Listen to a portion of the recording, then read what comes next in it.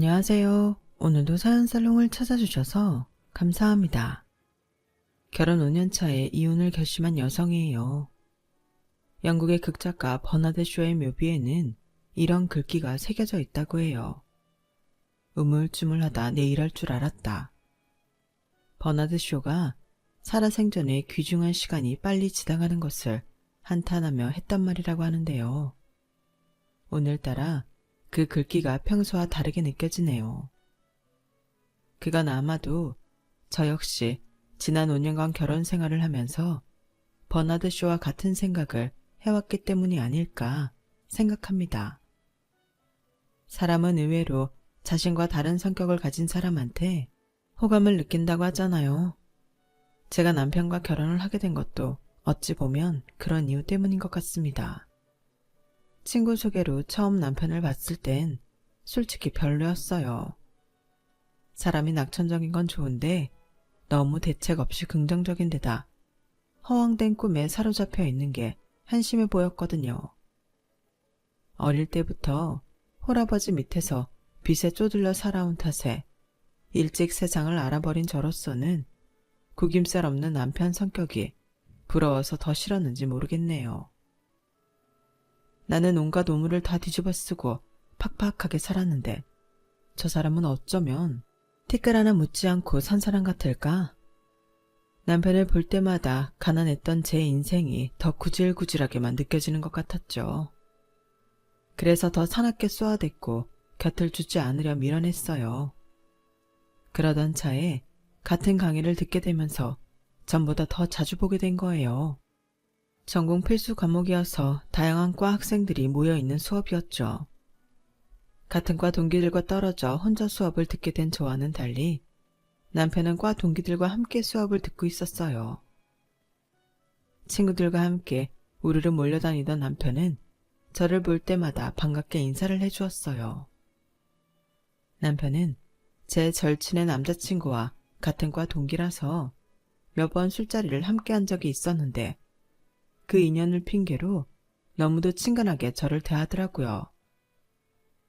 지선씨, 다음 강의 없죠? 우리 학식 먹으러 갈 건데 같이 가요. 아니요, 전 밥 생각 없어요. 에이, 누가 밥을 생각으로 먹어요. 배고파서 먹고 밥 때가 됐으니까 먹죠. 그러지 말고 이리 와요. 남편은 싫다는 사람을 굳이 끌고 가서는 기어이 제 입에 돈가스를 집어넣더군요. 그리고는 그날 이후 너무도 당연하게 강의가 끝나면 제자리로 와서는 밥 먹으러 가자며 끌고 가는 거예요. 남편의 제멋대로인 행동에 화를 낼 수도 있었지만 그러지 못한 건 그놈의 조별 과제 때문이었어요. 왜 교수님들은 그렇게 조별 과제를 좋아하는 걸까요? 서로 성향도 다르고 활동 시간대도 다른 애들을 굳이 모아놓고 공동 과제를 해내라는 건 정말이지 비효율적이고 비생산적인데 말이에요. 늘 혼자 다니던 저는 남편의 호의 탓에 남편과 같은 조에 편성이 되었고 그 바람에 학기 내내 강의 시간을 제외하고도 수시로 문자와 전화 연락을 하게 되었어요. 점심시간엔 밥도 같이 먹게 되었고요. 진짜 조별과제만 아니면 말 한마디 안 섞어도 되는 인간이랑 내내 붙어 다니려니 미치겠더라고요. 그런데도 이런 제 마음을 아는지 모르는지 남편은 우리가 대단한 사이라도 되는 것 마냥 저를 늘 끼고 다니려 했어요. 굳이 자기네 과 동기들한테까지 일일이 저를 소개시키면서 말이죠. 그럴 때마다 속으로 화를 꾹꾹 눌러가며 참았던 저는 조별과제 발표를 앞두고 뻥 터져버렸어요. 싫은 자리에 끌고 다니는 건 참을 수 있지만 성적과 관계된 과제를 미루는 건 참을 수 없었거든요. 더군다나 저는 집안 사정 때문에 장학금을 꼭 받아야 하는 처지라서 더 그랬어요. 남편과 친구들은 성적을 잘 받아도 그만, 못 받아도 그만이라는 식으로 과제를 설렁설렁 했는데 결국 그들의 태만으로 열심히 준비한 제 점수까지 깎아 먹히게 될 판이었어요. 야, 니들은 대학을 술 처먹으러 다니냐? 시간이 남아 돌아서 부모 돈 써제끼라고 다니느냐고. 니들이 인생을 어떻게 살든 난 상관없어. 하지만 남의 인생에 피해는 주지 말아야 할 거 아니야. 내일이 우리 조 발표인데 아직도 자료 조사가 안 됐다는 게 말이 돼? 내가 각자 분담표 나눠준 지가 언젠데 아직도 이 지랄들이냐고. 니들 때문에 조별과제 망치면 니네가 내 학점 책임질 거야? 난 니들처럼 돈 많은 부모도 없고 장학금 없으면 대학도 못 다니는데 니들이 책임질 거냐고. 그동안 쌓인 게 많았던 저는 가감없이 제 감정을 표출했고 평소와 다른 제 모습에 남편과 그 친구들은 놀라서 입만 쩍 벌리고 있었어요.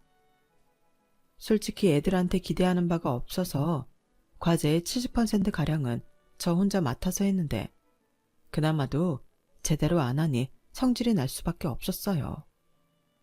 제가 씩씩거리며 주먹을 부들부들 떨고 있자 그제야 남편이 상황을 수습하려 애쓰더군요. 그래, 우리가 좀 심하긴 했어. 지선이 혼자 그 많은 분량을 기껏 다 준비했는데 우린 아직 자료조사도 못 끝냈잖아. 지선아, 미안해. 우리가 잘못했어. PPT 문서까지 남은 건 내가 어떻게든 완성해 놓을 테니까 화 풀어라. 응? 나머지 애들도 남편을 따라 미안하다며 사과를 하더군요. 그리고는 쥐죽은 듯이 과제를 시작했어요. 결국 그날 남편은 친구들 목까지 떠안아가며 날을 새서 PPT 문서를 완성했고 다음날 과제 발표는 성공적으로 끝마칠 수 있었어요.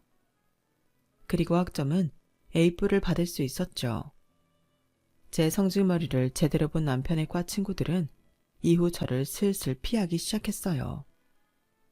하지만 남편은 오히려 전보다 더 제게 치근덕거리기 시작했죠.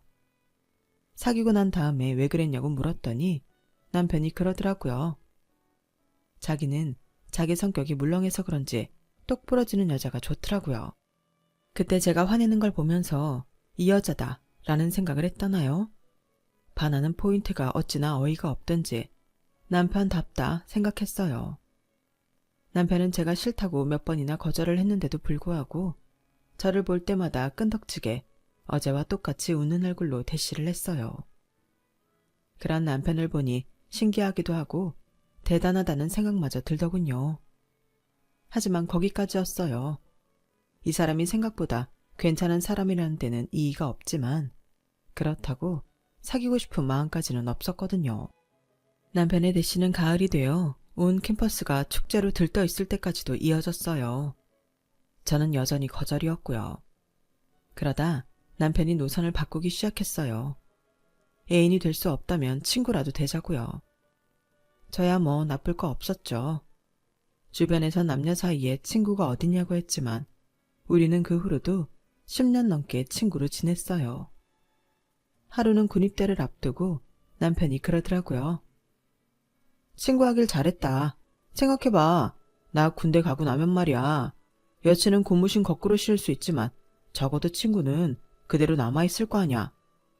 아, 이걸 노리고 친구하자고 한 건 아니지만 결과적으로는 잘한 선택이었던 것 같아. 지선아, 면회 자주 와라. 아니, 너 알바해야 되니까 자주는 말고 2달에 한 번은 와라. 그 정도는 해줄 수 있지? 친구 사이에. 그러겠다고 대답을 하지는 않았지만 학업과 병행해 여러 개의 아르바이트를 하면서도 남편 면회는 거르지 않았어요. 그러니 남편의 내무반 사람들은 당연히 저를 남편의 여자친구로 알고 있었죠. 실제로 남편이 그렇게 소문을 내기도 했고요. 남편보다 2년 먼저 사회생활을 시작한 저는 첫 직장에서 만난 남자와 연애를 시작했어요. 남편은 제 연애 코치를 해주었고요. 그리고 제가 이별을 했을 때도 남편이 위로주를 사주었어요. 저 역시 남편이 여자친구가 생길 때마다 조언을 해주고 실연을 당했을 때는 위로주를 사주곤 했죠. 그렇게 10년을 우리는 절친으로 지냈고 30살이 되던 해 사귀게 되었어요. 우리는 지난 10년 동안 서로에게 밑장 닦은 사이였기에 한편으로는 편하기도 했고 그러면서도 때때로 서로의 연애사가 장애물이 되기도 했어요. 야, 넌 전에 사귀던 여자들한테는 그렇게 매너 좋게 굴더니 나한테는 왜 이러냐? 넌 내가 만만해? 그건 내가 할 소리다. 너야말로 전에 사귀던 놈들한테는 그렇게 고분고분하고 여성스럽게 굴더니 나한테는 왜 이러냐? 네 눈엔 내가 남자로도 안 보이냐?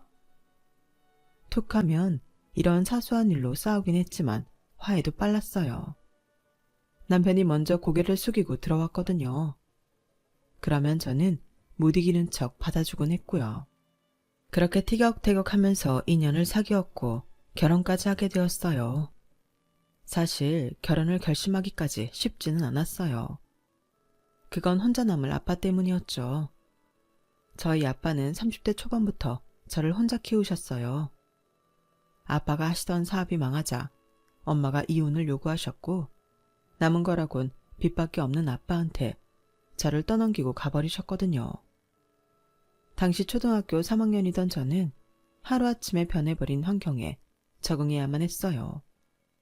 그렇지 않으면 안 그래도 힘든 아빠가 더 힘들어하실 것 같았거든요. 그리고 또 하나, 혹시라도 아빠가 저를 버리지 않을까 하는 노파심 때문이었죠. 집세가 밀릴 때마다 집주인 아주머니가 저희 아빠한테 그러셨거든요.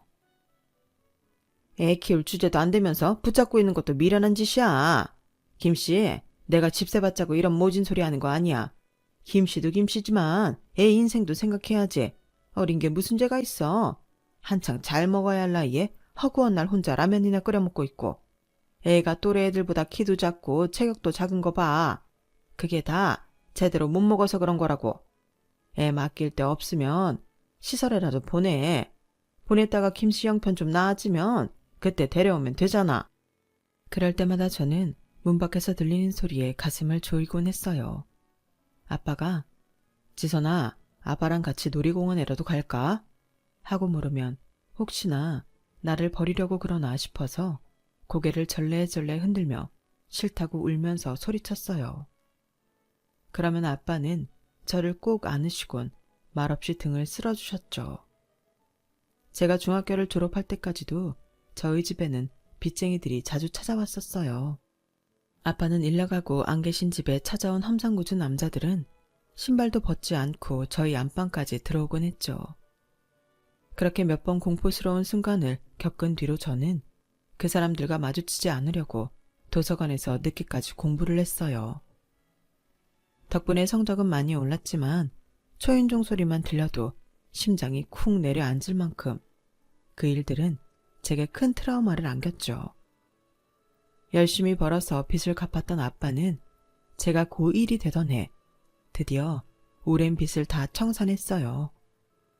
빚에서 해방된 그날 아빠가 소고기를 사오셨더라고요.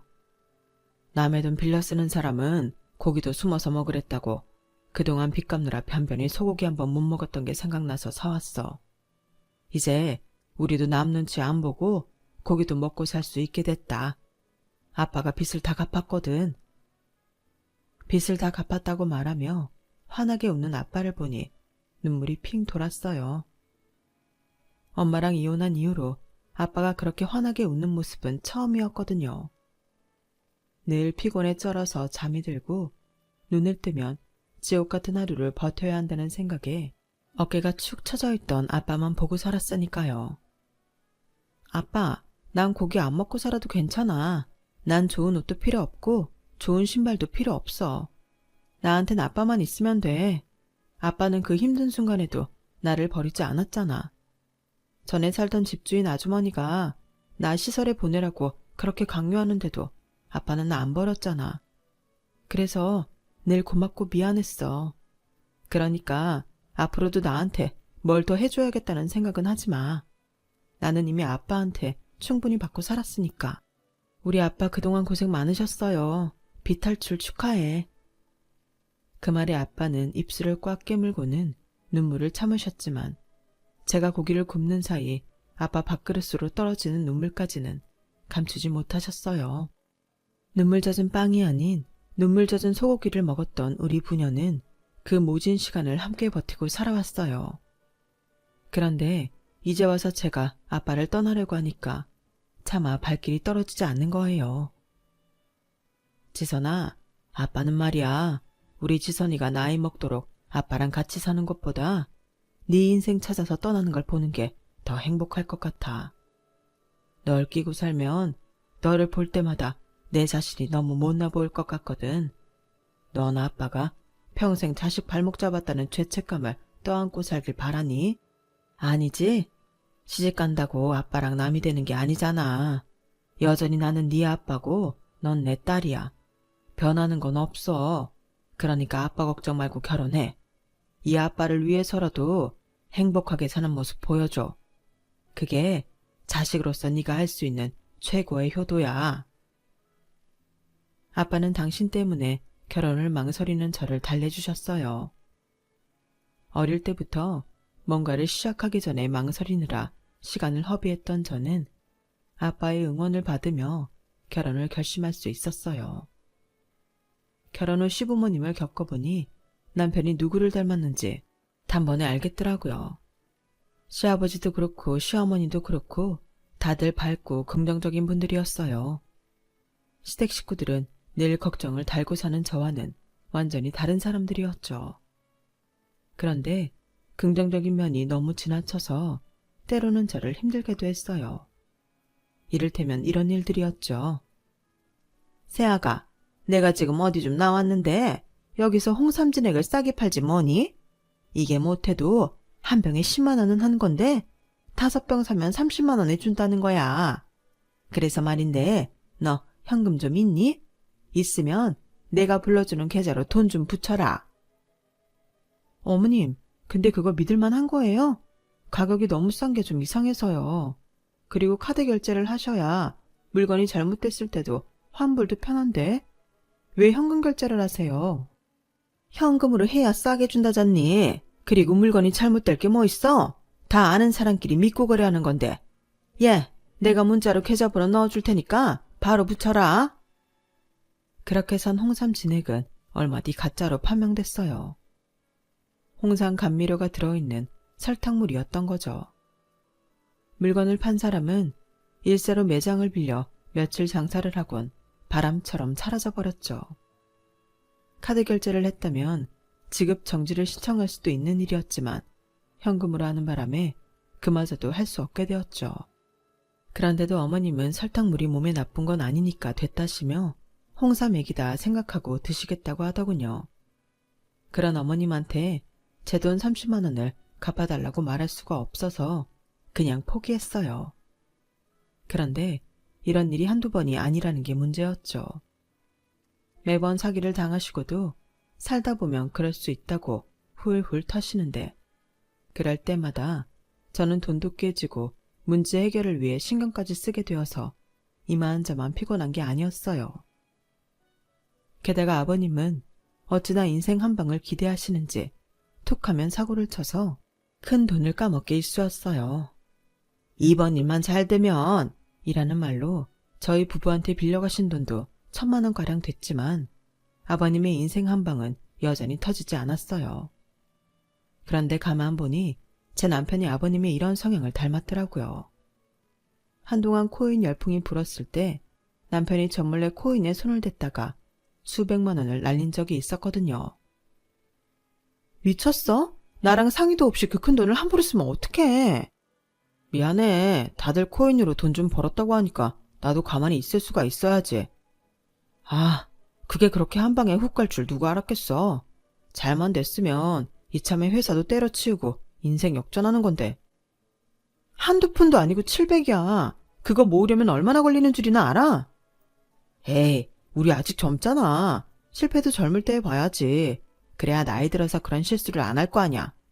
인생 경험했다고 치자. 내가 앞으론 자기 몰래 딴짓 안 할게. 하지만 남편은 그 약속을 지키지 않았어요. 저 몰래 여전히 코인이며 주식에 손을 대고 있었거든요. 하지만 제가 그런 거에 질색하는 걸 아는 사람이라 저 모르게 숨기고 있었을 뿐이었죠. 그렇게 남편의 뒷주머니 사정을 까맣게 모르고 살던 어느 날이었어요. 아빠가 저한테 말도 없이 전화번호를 바꾸셨는지 통화가 안 되는 거예요. 그래서 집으로 찾아갔더니 이사를 하셨다더라고요. 왜 이제야 와? 아버지 이사 간 지 2주나 지났는데 그동안 아버지랑 연락도 안 해봤어. 이달은 회사 일이 바빠서 연락을 자주 못 드렸는데 며칠 전에 전화를 해보니까 없는 번호라고 나오더라고요. 아줌마, 혹시 저희 아빠 어디로 이사하셨는지 아세요? 나야 모르지. 이사 가던 날 사이가 와서 같이 이삿짐 날랐으니까 남편한테 물어보지 그래. 그 길로 바로 남편한테 전화를 했더니 자기가 이삿짐을 날라드린 건 맞는데 갑자기 회사에 일이 터져서 회사로 들어가는 바람에 어디로 이사를 하셨는지는 모른다고 하더라고요. 아니, 그런 걸 왜 나한테 말을 안 해? 아빠가 이사를 하면 나한테 먼저 말을 했어야지. 나도 그러고 싶었지. 근데 장인어른이 너한테 말하지 말라고 하시더라고. 내 생각인데 여자가 생기신 게 아닐까 싶어. 두 분이 살림 합치시려고 너한테 말 않고 가신 거겠지. 암튼 아버님이 이사 마치고 정리 좀 되면 연락하신다고 했으니까 그때까지 기다려보자. 아무리 부녀지간이라지만 사생활이 있는 건데 너무 간섭하는 것도 안 좋아. 남편 말대로 아빠한테 여자가 생긴 거라면 더더욱 저한테 비밀로 하시면 안 되는 거라고 생각했어요. 제가 아무렴 아빠가 새 출발하시는 걸 말리겠어요. 지금까지 아빠가 저 하나 키우고 사시느라 얼마나 많은 희생을 하셨는지 누구보다 잘 아는 전걸요. 그래서 더 서운하고 속상했어요. 그 일이 있고 얼마 뒤 남편 말대로 아빠한테 전화가 왔어요. 그런데 번호를 보니까 공중전화더라고요. 아빠, 어디야? 왜 말도 없이 갑자기 이사를 간 거야? 딸, 아빠 때문에 걱정 많이 했구나. 집도 많이 낡았고 아빠 혼자 살기엔 집이 커서 이사를 했는데 하필 친구놈이 다쳤다고 연락이 왔지 뭐냐. 그놈 대신 일을 맡아 해야 돼서 이삿짐도 제대로 못 풀고 여기 와 있다. 이사하면 전화하려고 했는데 아빠가 너무 늦었지? 그럼 전화번호는 왜 바꿨어? 왜 바뀐 번호로 전화 안 하고 공중전화로 하는 거냐고. 여기가 워낙 외진 곳이라 전화가 안 터져. 여기 일 마치려면 서너 달은 더 있어야 하니까 집에 가면 바뀐 번호로 전화할게. 근데 지선아, 넌 별일 없지? 아빠는 이 와중에도 제 걱정부터 하셨어요. 그런 아빠한테 차마 여자가 생겼냐는 말은 못 물어보겠더라고요. 그래서 일단은 일주일에 한 번이라도 전화를 해달라는 말만 했어요. 그렇게 4개월 동안 아빠는 매주 공중전화로 제게 전화를 하셨어요. 그때마다 아빠는 회사에서는 별일 없냐는 말을 잊지 않으셨죠. 그때 뭔가 이상하다는 걸 알아챘어야 하는데 그러지 못한 게 한이 되네요. 그렇게 시간이 지나 계절이 바뀐 뒤에야 아빠는 바뀐 번호로 전화를 하셨더라고요. 그리고는 시간이 되면 일요일 오전에 집으로 좀 오라시며 이사한 집 주소를 알려주셨어요. 남편과 함께 아빠 드실 반찬과 영양제를 사들고 집으로 갔더니 방 2칸짜리 조그마한 아파트에 아빠가 살고 계시더라고요. 아빠 혼자 사시기에 부족함이 없는 집이긴 했지만 서울 시내에 위치도 좋고 지은 지도 얼마 안 된 집 같아서 좀 의외였어요. 아무리 평수가 작아도 가격이 꽤 나갈 것 같았으니까요. 아빠, 이 집은 산 거야? 아니면 전세? 저 전세야. 혼자 살기 딱 적당하지? 깨끗하고 좋네. 근데 아빠, 웬일로 일요일에 집에서 쉬어? 이삿짐 나르는 일은 주말이 더 바쁘다고 평소엔 평일날 보자고 하더니. 아빠가 일을 좀 줄이려고. 나도 주말엔 좀 쉬고 싶어서. 그래야 우리 딸도 자주 보지. 잘 생각했네. 안 그래도 평일엔 시간 내기 힘들었는데. 그럼 앞으로는 토요일 밤에 와서 하루 자고 가야겠다. 오랜 시간 이삿짐 나르는 일을 하시느라 주말엔 거의 쉬신 적이 없던 아빠였기에 주말에 쉬시겠단 말이 그렇게 반가울 수가 없었어요. 생각 같아선 일을 그만두시라고 하고 싶지만 제가 생활비를 드릴 형편은 안 돼서 그 말까지는 할 수 없었어요. 아빠가 일도 줄었다니까 앞으로는 내가 매달 용돈 좀 보내드릴게. 많이는 못 드리고 매달 30만 원씩. 그러나 아빠가 손사래를 치시며 됐다고 하시더라고요. 아직은 당신이 자식한테 용돈 받을 정도는 아니라시면서요. 그러면서 내내 제 걱정을 하시는 거예요. 시부모님은 잘해주시는지, 혹시 직장에서 미움받지는 않는지. 아빠, 저번에도 계속 그러더니 왜 그런 소리를 하는 거야? 내가 회사에서 미움받을 일이 어딨어? 그러자 남편이 끼어들어 말을 돌렸어요. 여보, 나 배고프다. 장인어른도 배고프시죠? 우리 짜장면이라도 시켜 먹을까? 아직 중국집 문 안 열라나? 일단 그러면 밥을 좀 할까? 쌀이 어딨나? 남편의 호들갑이 그날따라 이상하게 신경 쓰였어요. 아빠도 제게 뭔가 숨기고 있는 것 같았고요.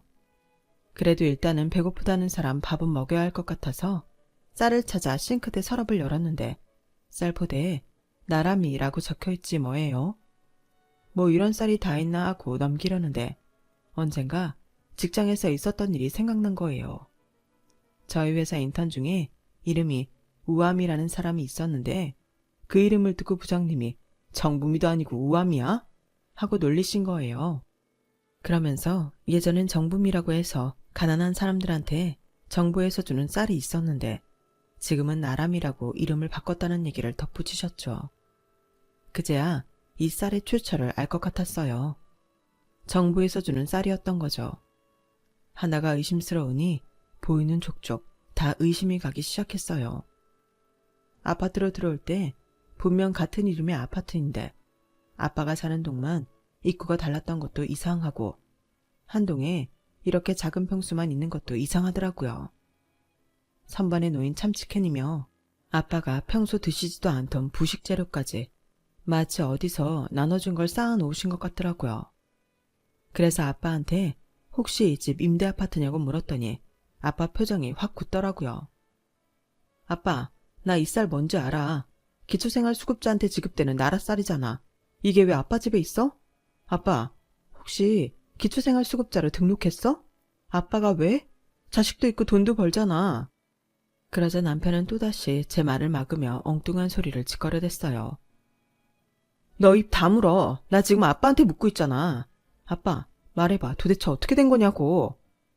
지선아, 내가 설명할게. 내가 다 말해줄 테니까 일단 집으로 가자. 가면서 말해준다고. 남편은 마치 필사적으로 저랑 아빠 사이를 떨어뜨려 놓으려는 사람처럼 제 팔을 잡고 현관 쪽으로 끌고 갔어요. 그 행동이 너무 의심스러워서 그냥 넘어갈 수가 없겠더라고요. 이거 놔. 너 나한테 뭐 숨기는 거 있지? 처음부터 네가 제일 수상했어. 우리 아빠가 이사한다고 네가 평일에 회사에 월차까지 내고 간다는 거 누가 봐도 이상하잖아. 우리 아빠 이삿짐 센터에서 일한 지 20년도 더 된 사람이야. 짐을 날라도 아빠랑 아저씨들이 알아서 할 텐데 회사원인 네가 돕기 뭘 돕는다고 거길 가? 나한테 말 한마디 없이. 그리고 오늘도 봐. 아빠가 나한테 뭔가 말을 하려고만 하면 네가 자꾸 말 끊잖아. 뭐야, 뭔데 나한테 숨기는 거냐고. 그제야 아빠는 힘겹게 말을 꺼냈어요. 김서방은 잘못 없다. 그저 너 체면 살려주려고 그런 것뿐이야. 지선아, 아빠 다 알아. 그리고 이해해. 내가 널 그렇게 만든 거야. 네가 회사 돈에 손댔다는 얘기 들었을 때 아빠가 무슨 생각을 했는지 아니? 못난 아빠 때문에 어릴 때 돈에 쪼들려 살아서 그렇게 된 게 아닐까 생각했어. 아빠가 미안하다. 이건 또 무슨 소린가 싶더군요. 내가 회사 돈에 손을 댔다고? 무슨 말도 안 되는 소리를 하는 거야. 내가 왜 그런 짓을 해? 도대체 어디서 그런 말도 안 되는 소리를 들은 거야? 그러자 아빠는 제 남편을 쳐다봤어요. 김서방, 이게 어떻게 된 일인가? 자네가 그랬잖아. 지선이가 회사 돈에 손을 대서 회사에서 잘리고 소송까지 당할 판이라고. 그래서 내가 퇴직금에 전세 보증금까지 뺏어 줬지 않나? 장인어른, 실은 그게 제가 그러려고 한 건 아닌데요. 저도 지선이 행복하게 해주려고. 그래서 좋은 정보가 있다길래 친구 말 듣고 주식을 좀 샀던 건데 그게 작전주였더라고요. 저도 몰랐어요. 그렇게 갑자기 그게 상장 폐지될 줄 누가 알았겠냐고요. 저도 피해자예요. 남편은 주저리 떠들어댔어요. 요지는 이거였죠. 허황된 꿈에 부풀어 친구가 알려준 정보대로 시부모님 집을 담보로 대출까지 받아 주식에 투자를 했고 그렇게 산 주식은 상장 폐지가 되며 휴지 조각이 된 거예요. 당장 대출금을 상환하지 않으면 시부모님 집을 난리판이었던 남편은 저희 아빠한테 제가 회사 돈에 손을 댔다고 거짓말을 한 거죠. 소송까지 걸려 실형을 살 것 같다는 말에 아빠는 직장에 사표를 내고 퇴직금에 전세 보증금까지 빼서 제 남편한테 돈을 보내셨어요. 하지만 그 바람에 아빠는 지낼 곳이 없어졌고 남편은 해결책이랍시고 아빠를 기초생활수급자로 만들어버린 거예요. 기초생활수급자가 되면 임대주택을 받을 수 있다는 걸 이용한 거죠.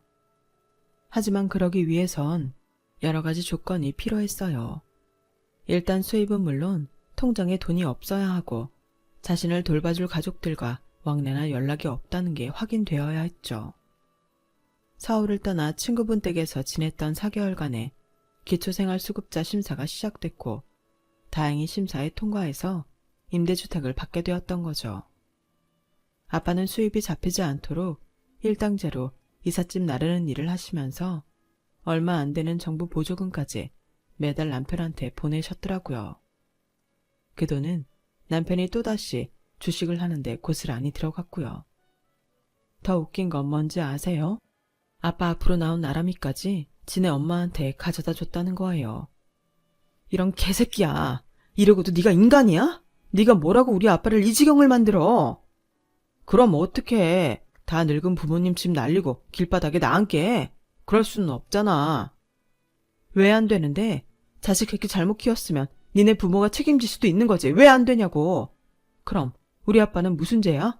왜 니놈이 싸지른 똥을 우리 아빠가 치우게 하냐고. 당장 되돌려 놔.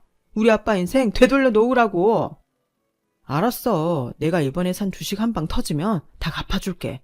이번엔 진짜 확실한 정보 듣고 산 거니까 제대로 한 방 터질 거야.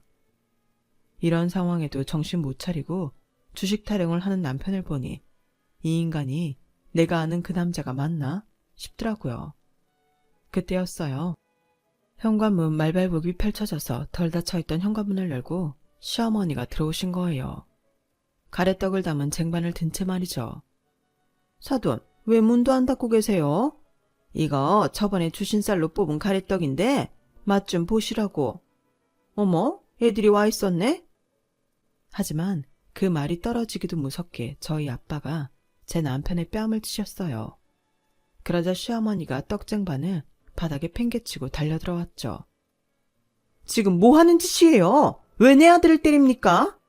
당신이 뭔데 내 아들한테 손찌검을 하냐고요? 때릴만 하니까 때린 겁니다. 이놈이 무슨 짓을 벌였는지 사돈도 알게 되면 저 못 말릴 겁니다.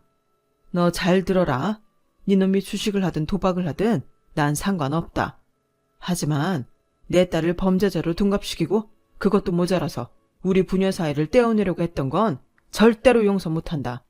내 인생이야 어찌되든 상관없지만 내 딸 인생은 건들면 안 되는 거였어. 두말할 거 없다.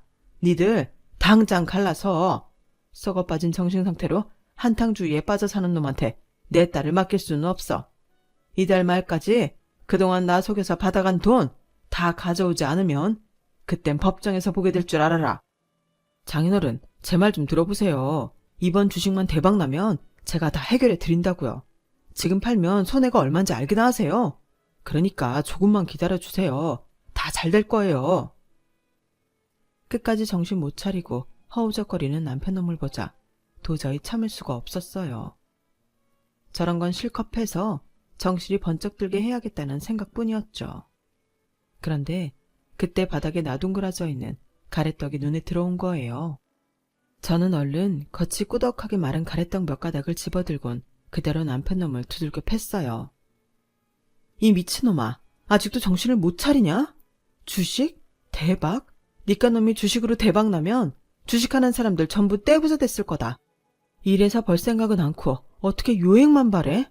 너 같은 건 바닥에 나 앉아봐야 정신을 차리지. 당장 우리 아빠 돈 돌려주지 않으면 내가 직접 너 경찰에 신고할 거야. 교도소 안에서 평생 나라에서 주는 밥 먹으면서 살게 해줄 테니까 알아서 하라고. 결국 우리 부부는 이혼을 했어요. 그리고 얼마 뒤 아빠가 그동안 제 남편한테 속아서 보냈던 돈을 모두 돌려받게 되었죠. 시부모님 집을 팔아서 갚았다고 하더군요. 아빠는 해당 기관을 찾아가 자신이 부정기초생활수급자임을 자수했어요. 당연히 임대주택에서는 퇴거조치 당했고 지원금 회수는 물론 벌금까지 내게 되었지만 아빠는 이제야 마음이 편하다고 하시더군요. 남편 역시 저희 아빠를 속여 거짓으로 서류를 꾸미고 지원금을 편취해 쓴 죄로 벌금형을 받았어요. 그리고 이혼을 하는 과정에서 형사고발을 하지 않는 조건으로 우리가 살던 전셋집을 제게 넘겼죠. 현재 저는 그 집을 빼고 이사를 해서 아빠와 함께 살고 있어요. 돌이켜 생각해보니 어쩌면 저는 결혼을 하기 이전부터 남편에 대한 불안감이 있었던 것 같더라고요. 늘 허황된 꿈을 쫓아 위태롭게 살아가는 모습을 진작부터 알아챘지만 그럼에도 칼같이 끊어내지 못하고 우물쭈물거리다가 이 지경까지 온 게 아닌가 생각해요. 아니다 싶으면 돌아서야 하는 건데 그러지 못한 제 잘못이죠. 그 바람에 하나뿐인 아빠까지 그 고생을 시켰으니 자식으로서 실격이죠. 그래서 앞으로는 조금 더 단단한 사람이 돼서 제대로 자식 노릇하면서 살아볼까 합니다. 비록 결혼은 망했지만 제 인생은 아직 진행 중이니까요. 지금까지 제 사연을 들어주셔서 감사합니다. 열심히 사시는 여러분들 복 받으시고 건강하세요. 여러분, 사연 댓글에 응원과 현명한 조언 부탁드려요. 좋아요와 구독은 저에게 큰 힘이 됩니다. 오늘도 좋은 일 가득하세요.